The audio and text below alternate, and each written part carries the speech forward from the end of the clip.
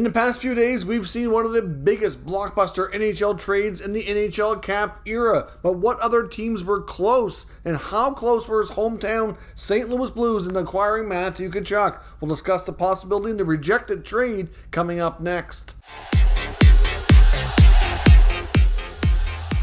So welcome back to another video here at Top Shelf Hockey. As I mentioned, today I want to take a look at the Matthew Tkachuk trade that went down a few days ago, the blockbuster deal to the Florida Panthers. But today, instead of talking about what actually happened, we want to talk about what almost happened and what else was being discussed behind the scenes with other NHL clubs. We know there was a handful of teams that Tkachuk was willing to go to and sign a long-term extension with. We heard the rumors leading into this taking place, but just how close were other things to getting done? I mean, we know what actually happened. We were originally told through Jeremy Rutherford of The Athletic that he was informed through sources. There was 5 teams that Tkachuk would go to, including the Vegas Golden Knights, the Dallas Stars, the Nashville Predators, the hometown St. Louis Blues, and as well where he actually ended up going, the Florida Panthers. It was believed, though, that there were a few other teams in the mix. I know Eric Francis, who covers the Flames for Sportsnet, indicated that he said that list wasn't completely accurate and there were some other teams believed to be out there.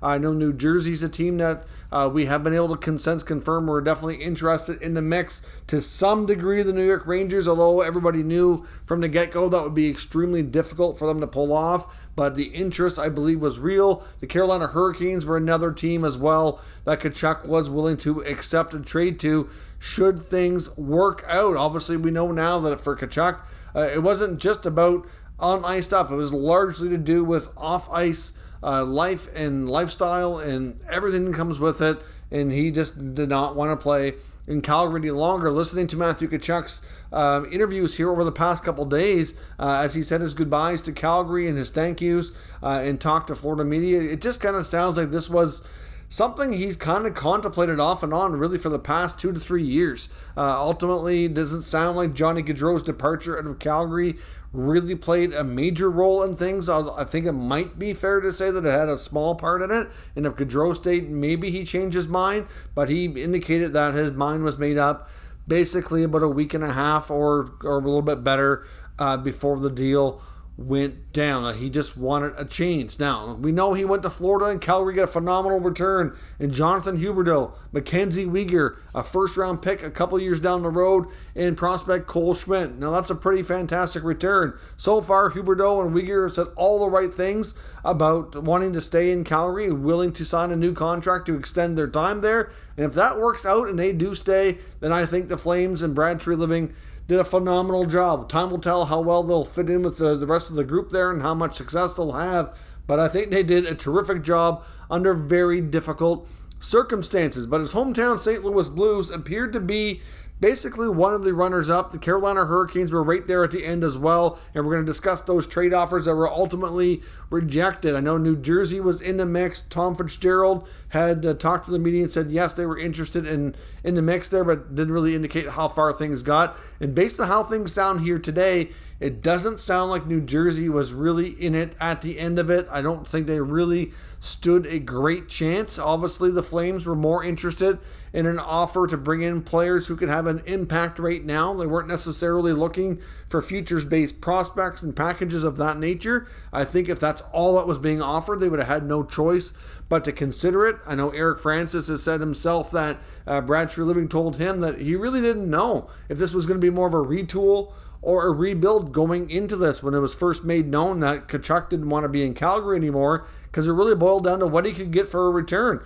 But with this organization coming off a division win and all the success they've had, it made sense if they could pivot and retool that would be the preferred method to go. But if they could only get futures based and nobody else would bite here to give them a veteran player who could have an impact, that maybe they'd have no choice but to go down a rebuilding road. And we could have seen maybe even subsequent moves selling off other pieces to take this team in a new direction. But ultimately, like I said, that never happened. They get a phenomenal return. Now, the St. Louis Blues, the hometown team, were reportedly offering a package that includes Vladimir Tarasenko. Of course, 1 year left on his contract at $7.5 million, similar to Jonathan Huberdeau in that sense, 1 year left on his deal. Different kind of players. Tarasenko's more of the sniper, goal scorer, whereas Huberdeau is more of your playmaker, play driver, setup guy. Does score a fair bit of goals, but that's certainly not what he's most known for. And Tarasenko, as we know, in St. Louis, has requested a trade back over a year ago now, has never moved on from St. Louis, and it's believed that that request has not been reneged off the table. St. Louis may obviously choose to not move him, and they may obviously, ride things out to the end of that contract, and perhaps he walks next offseason as a free agent. But they were certainly willing to put him in a package here if it meant bringing in Matthew Tkachuk. So to me, I don't think the Blues are opposed to trading this guy. I've seen lots of people comment and saying how he won't be going anywheres and all these types of things that fans typically always say, but I really think he would be moved if the right deal comes along. I don't think anybody can say that any player wouldn't be in the right situation. But Vladimir Tarasenko was the centerpiece. They were also including defenseman Marco Scandella, and it was also believed to be a first-round pick. That comes from Jeremy Rutherford of The Athletic, who's very well connected and plugged in here to the St. Louis Blues, has great sources, and we have no reason to doubt what he's reporting here. The offer was, very much on the table for Matthew Tkachuk. But ultimately, if you take a look at these offers, you have Huberdeau or Tarasenko. They probably felt that, they liked Huberdeau better. Ultimately, the Calgary Flames is, their feelings on taking Tarasenko, or their interest or not, lack thereof of interest in Tarasenko, ultimately is what made Matthew Tkachuk not become a member of his hometown St. Louis Blues. If the Blues would have offered something a little bit better that they would have liked more, not saying anything about Tarasenko, he's a great player, but clearly that's not what Calgary wanted. They had concerns. What they were, I don't know. Was it related to his injury history? Was it related to their ability to retain him beyond next year? I'm not sure. Obviously those are questions we don't know the answers to. And ultimately, the other part of this, though, if you look at it, it's not just Huberdeau versus Tarasenko. Mackenzie Weegar is far and away a better defenseman than Marco Scandella. There's absolutely no doubt about it. Both teams offering a first-round pick. You almost might say that the St. Louis Blue one would be better because it wouldn't be so far down the road. So there is that. They probably like that aspect better. And even if they do like Tarasenko a similar amount that they like Huberdeau, Weegar tips the scale over, in my opinion. He's on a great contract for this year, and he is going to get paid a much bigger raise going forward. The Flames may have to adjust their decor a bit, because if they do sign Weegar to an extension, they're going to have a tough time keeping everybody else. So I'll have to see what else they do in that regard. But it's not a move that they have to make because somebody wants out. It's a move they have to make because of cap considerations or just how the money's allotted around the board. So ultimately, the Blues wanted Tkachuk. I just don't know that they really wanted him that bad. They didn't want to part with anything else. They certainly were not willing to consider putting in a player like a Jordan Kyrou, for example, which is a player that a lot of people thought they would have to really have a chance to get the deal done. But clearly that's not a road they were willing to go down. Now, in the next year or so, the St. Louis Blues could very well get some good cap flexibility coming back. We have Tarasenko expiring. We have O'Reilly expiring, and it's hard to say what their next contracts look like. Do they stay with the Blues, or what the future holds? What does the team do? We don't know yet. So ultimately, we'll have to see what they do in that regard. But Tkachuk is going to be in Florida for 8 years, so ultimately he won't be going to St. Louis anytime soon. If he has a chance to play for his hometown team, maybe at the end of his career, I guess that's a possibility. Now, the Hurricanes, as I mentioned, were also in there in the mix. We don't know the full details on exactly what they were offering, but it's believed that the centerpiece around their package was young RFA forward Marty Necas. Of course, Necas is coming off, you could say, a bit of a down, disappointing season. They were hoping that he would take another big step forward this past year. Didn't happen for whatever reason. Still a really solid, dynamic player. He's got a good size, good speed, good skill. I think Carolina still believes in him, but if they had a chance to get a guy like Tkachuk, definitely a player they're willing to part with.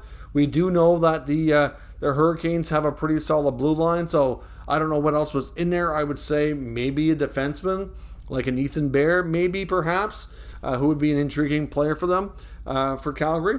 Obviously likely a pick, maybe another prospect. I don't know the full details.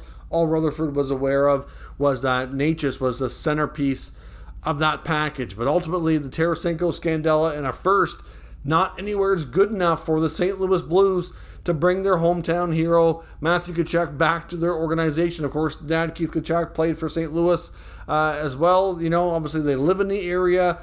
Keith still obviously works in the Blues organization as well. So it would have been great homecoming for Matthew to make the return to St. Louis, but it just wasn't in the cards with Armstrong offering that kind of deal. Now, if we would have been able to include a different defenseman other than Scandella, I think it would have been, a lot more interesting, and maybe St. Louis could have gotten it done. There was rumors earlier in the offseason they were considering moving Torrey Krug. Now, I think that's probably a defenseman that the Flames would have had much more interest in, but because of all the trade protection that a lot of their players have, like Krug does, maybe it was a case where they didn't think he would waive or whatnot. I mean, that might have been a good package, really. Like Tarasenko and Krug, for example, would be a lot more interesting than Tarasenko and Scandella. A lot more closer to being comparable to Huberdeau and Uyghur.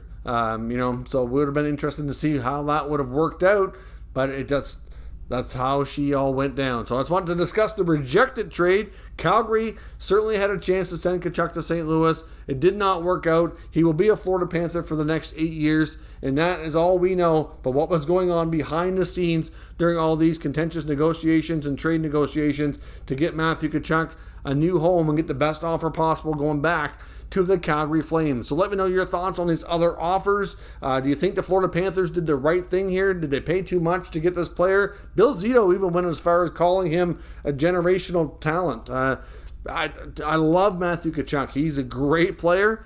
I think that word might have been used a little bit too loosely in that respect. No offense to Tkachuk or anybody else. Sidney Crosby, for example, was a generational player. By far a player who had a major impact on a franchise, 3 Stanley Cups. That's a generational player. Now, will Matthew Tkachuk have that kind of impact over the next 8 years? Bring multiple cups and be like just such a standout across the entire league? I don't know. I mean, it's hard to imagine, But like guys like Crosby, McDavid, like ultimately who really stand out amongst the rest of their generation, that to me is a generational player, not a player like Tkachuk, not to disrespect him. He's an awesome player. I think he's a superstar, but I think generational might have been a little bit too far for him to go. But certainly I understand him talking up his new acquisition and trying to get the fans excited, which I'm sure was the main intent for the phrase being used. But just, I don't know. To me, I think when it comes to every time you come around to an NHL draft and you hear about the top end talent, you hear some of these terms like franchise player, generational talent. Sometimes I just find they're used a little bit too loosely, and it sets way too high and an unreasonable expectation around certain players, in which it can have an impact on people's perceptions of how they made out. So to me, that was a little bit much, but again, great, awesome player who will have a real positive impact